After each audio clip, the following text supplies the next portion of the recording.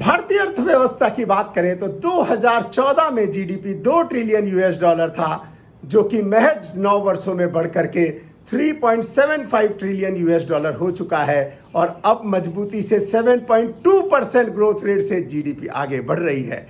2014 में हमारी अर्थव्यवस्था 10वें नंबर पर थी, जो कि अब बढ़कर के 5वें नंबर पर बड़ी अर्थव्यवस्था बन चुकी है। एक समय था जब भारतीय अर्थव्यवस्था को हम फ्रेटाइल 5 इकोनॉमी में गिना करते थे। आज यूके, फ्रांस, इटली, कनाडा जैसी अर्थव्यवस्था को पीछे छोड़ करके फास्टेस्ट ग्रोइंग लार्ज इकोनॉमी बन चुकी है। आगे 2029 में जर्मनी और जापान को पीछे छोड़ करके तीसरी बड़ी अर्थव्यवस्था बन जाएगी। पेंडेमिक एवं रसिया यूक्रेन वॉर के बाद वर्ल्ड इकोनॉमी थोड़ी लड़खड़ाती हुई दिखती है। यूरोप, जर्मनी जैसे देश रिसेशन में आ रहे हैं, ब्रिटेन रिसेशन की कगार में है। वही अमेरिका में तो हम देखें तो किसी तरह से बैंक भी फेल हो रहे हैं, लेकिन Indian economy fastest growing major economy in the world के रूप में बरकरार है। 2014 के पहले देश में अटकाने, भटकाने और लटकाने की सरकार थी। आज रिफॉर्म, परफॉर्म और ट्रांसफॉर्म की सरकार है। देश को विश्व गुरु बनाने के लिए प्रयासरत है। ब्लूमबर्ग की एक रिपोर्ट को अगर हम देखें तो उसमें रिसेशन की प्रोबेबिलिटी यूके में 75%, यूएस में 65%, कनाडा में 60%, जापान में 35%, चीन में 12%, लेकिन भारत एक ऐसा है जहां पे रिसेशन की संभावना 0% है। यही हम अगर हमारे नेबरिंग कंट्रीज की हालत देखें तो श्रीलंका और पाकिस्तान कहीं ना कहीं कोलैप्स के कगार पे है और आईएमएफ के चक्कर लगा रहे हैं। ईज ऑफ डूइंग बिजनेस की बात करें तो वहां भी हमारी रैंकिंग 2014 में 142वीं थी, तो वहां से सुधर करके अब 63वीं नंबर पे आ गई है। भारत फिनटेक एडॉप्शन रेट हो, चाहे स्मार्टफोन का डाटा यूज करने की बात हो, चाहे वैक्सीनेशन ड्राइव की बात हो, उसमें विश्व में पहले नंबर पर है। लगभग 1 लाख स्टार्टअप और 115 से अधिक यूनिकॉर्न के साथ भारत दुनिया की सबसे बड़ा स्टार्टअप का इकोसिस्टम बन गया है। कृषि तकनीकी में भी आत्मनिर्भरता आई है। 2014 से पहले 50 से कम कृषि के स्टार्टअप थे, वो बढ़ करके अब 7000 से ज्यादा हो गए हैं। यही अप्रैल 2023 तक आरबीआई ने 18 देशों को रुपये में ट्रेड करने की अनुमति दे दी है। इससे हमारे विदेश में हमारी करेंसी की साख ही नहीं बढ़ी, भारत की भी एक वैल्यू बढ़ती है। भारत आज वर्ल्ड इकोनॉमी की ग्रोथ का इंजन बना हुआ है। एफडीआई की बात करें तो 2014 में जहां 45 बिलियन यूएस डॉलर के पास थी, वही बढ़कर लगभग वही भी 85 यूएस डॉलर हो चुकी है।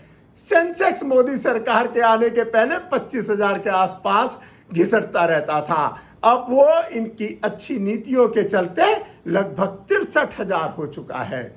भारत 2022-23 में 770 बिलियन यूएस डॉलर से ज्यादा का गुड्स एंड सर्विस का एक्सपोर्ट कर चुका है।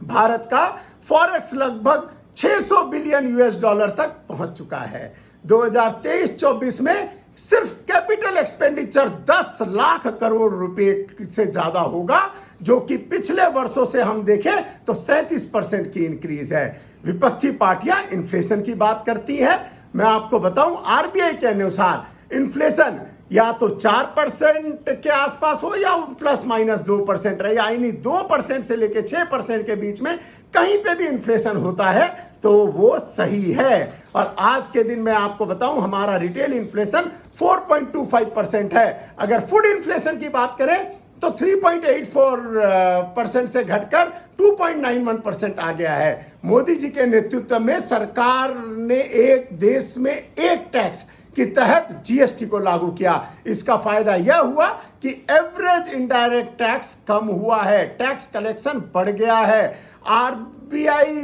का एक रिपोर्ट के अनुसार जीएसटी रेट 11.6% है, जबकि जीएसटी पहले के समय एवरेज 25 से 30% देना पड़ता था। जीएसटी कलेक्शन में भी तेजी आई है। इस वर्ष अप्रैल माह में तो 1,87,000 करोड़ तक का जीएसटी कलेक्शन हुआ है। पिछले वर्ष के अप्रैल माह से 20,000 करोड़ ज्यादा आया है। अगर हम डायरेक्ट टैक्स कलेक्शन की बात करें तो सरकार को फाइनेंशियल ईयर 2022-23 में net direct collection 16.6 lakh crore रुपए आए हैं, जो कि सरकार के टारगेट से भी 11,000 करोड़ ज्यादा है, क्योंकि अब लोग इस सरकार पे भरोसा करते हैं और टैक्स देते हैं। मोदी सरकार के आने के पहले 3.8 करोड़ डायरेक्ट टैक्स पेयर्स थे, जो 2021-22 में 7.3 करोड़ से ज्यादा हो चुके हैं। यह दर्शाता है कि देशवासियों का भरोसा कितना बढ़ा है। मैं आपको एक चीज बताऊं कि 7 लाख की वार्षिक आय वालों को कोई टैक्स नहीं देना पड़ता है। 3 लाख तक अब आपकी इनकम टैक्स की छूट की लिमिट बढ़ गई है। इनकम टैक्स रिटर्न फाइल करने वालों में 2013-14 के मुकाबले 2021-22 में 94% लोगों की बढ़ोतरी हुई है। इनकम टैक्स रिफंड को अगर हम कुछ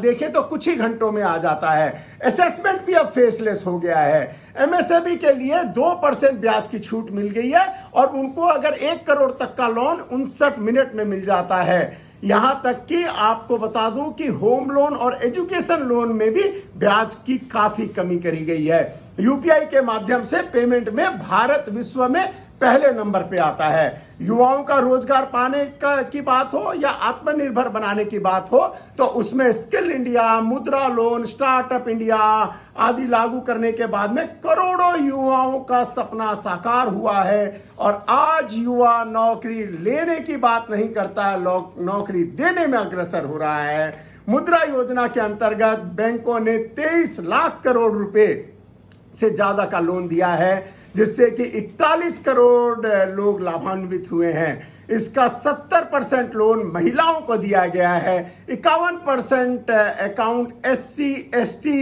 और OBC कैटेगरी में से हैं। तो यह योजना के अंतर्गत हम कहें तो 3.5 करोड़ से ज्यादा नौकरियां जनरेट हुई है। 2017 के बाद से अगर हम देखें तो 5 करोड़ नौकरियां EFPO सब्सक्राइबर बने हैं। 2017 से 23 के बीच में 7 करोड़ लोगों को MSME सेक्टर में रोजगार मिला है। 2014 से 19 के बीच में देखें तो भारत की डिजिटल इकोनॉमी के चलते 6 करोड़ से ज्यादा नौकरियां क्रिएट हुई है। 2015 के बाद में 2.5 करोड़ नौकरियां प्रधानमंत्री आवास योजना के अंतर्गत क्रिएट हुई है। लगभग 9 लाख नौकरियां 1 लाख स्टार्टअप ने जनरेट करी है। 2015 के बाद 24.5 लाख से ज्यादा प्लेसमेंट प्रधानमंत्री कौशल विकास योजना के माध्यम से हुआ है। भारत में प्रति व्यक्ति 2014-15 में लगभग 86,000 रुपए की आय करता था, जो आज दुगनी के आसपास होकर के 1,70,000 रुपए हो गई है। काला धन को खत्म करने के लिए कभी आपने डिमोनेटाइजेशन किया, कभी SIT बनाई, कभी बेनामी के एक्ट लाए, ऐसे नई कई सारे पहल करे गए हैं। पहली ये सरकार है जो कि पहले की सरकारों में 1 रुपये में से सिर्फ 15 पैसे आखिरी लोगों तक पहुंचता था, इसलिए वहां करप्शन और लीकेज बहुत था। आज ये सब खत्म हो गया है। जैम, जनधन, आधार, मोबाइल के जरिए इसको खत्म किया गया है। DBT डायरेक्ट बेनिफिट ट्रांसफर जैसी स्कीम लाई गई है, जिसमें सरकार डायरेक्ट उनके अकाउंट में डायरेक्ट पैसे ट्रांसफर करती है। और मैं आज आपको बताऊं कि 2022 तक सरकार ने 2 लाख करोड़ रुपए की बचत की है इस तरीके से डायरेक्ट भेज करके।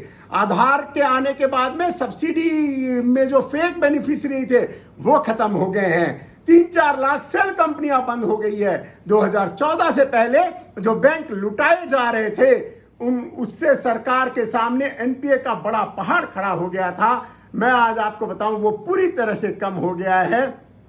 कई सारे रिफॉर्म इसके लिए भी करे गए हैं। IBC लेकर के आया गया, इंसॉल्वेंसी एंड बैंक्रप्सी कोड जैसे कानून, और NPA के साथ में पूरी बैंक की अपनी इकोनॉमी को, बैलेंस शीट को क्लीन किया जा रहा है। और इस तरीके से ये इकोनॉमी आगे बढ़ेगी और ये विश्व गुरु बनने का एक संकेत है। अगला 10 साल भारत का होगा, ये डिकेड भारत का होगा और भारत ग्रोथ इंजन बनकर के देश को आगे नेतृत्व करेगा। जय हिंद, धन्यवाद।